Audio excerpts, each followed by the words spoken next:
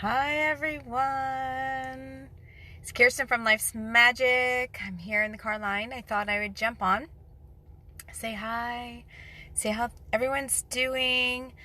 I know the topic of the week today is excuses. Let me turn that off. Um, Excuses, right? Oh, it's a topic that I think and I find that everyone has them. And, or, I mean, it's just normal, I think. You just want to give yourself an excuse so you don't have to do something that you really don't want to do, right? So, I went to the World Summit, and it was really interesting because Tony Robbins, I think, was talking about the excuses that we give ourselves and where they come from, which is something that I, talk about in my coaching sessions as well.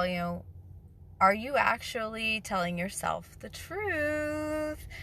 Are these excuses really legit? And then, was it Tony? Anyway, during the event.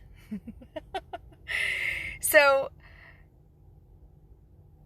I mean, we all have excuses, and trying to get through these excuses is the challenging part, because some of them aren't actually yours as much as you would want them to be, right?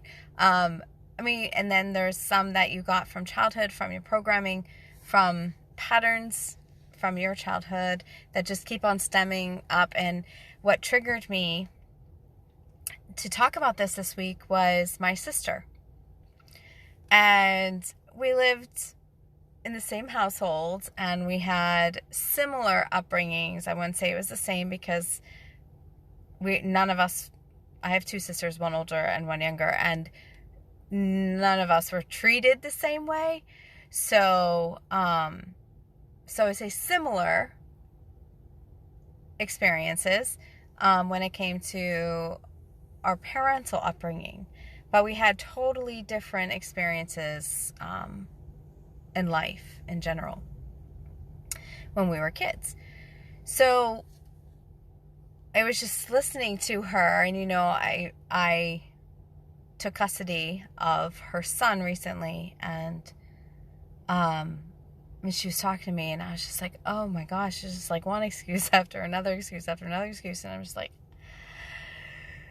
so it made me think about my own excuses, because usually in reflection, right, you don't know what isn't yours, right? So if you're seeing other people's, crap, you gotta look at your own crap too. So I was looking at my excuses this week, and one of the things that I've been wanting to shift is going from a night owl to a morning person, and I've never been a morning person that I can remember. It was not my thing, and I don't even remember if it was the main thing when I was a kid. I just always remembered like nighttime was my thing. And, even my best work used to happen in college in the evenings at night.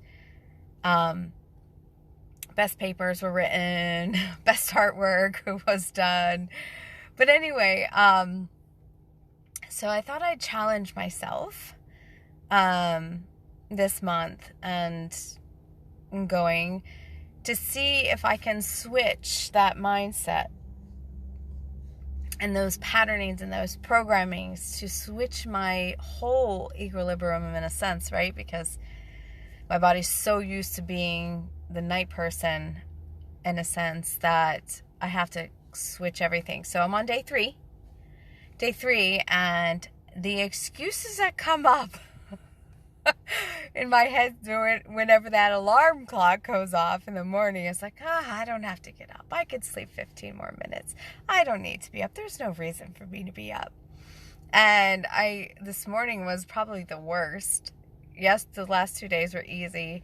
I was driven, and then today happened, and I was like, God, just 15 more minutes, just 15 more minutes, 15 more minutes.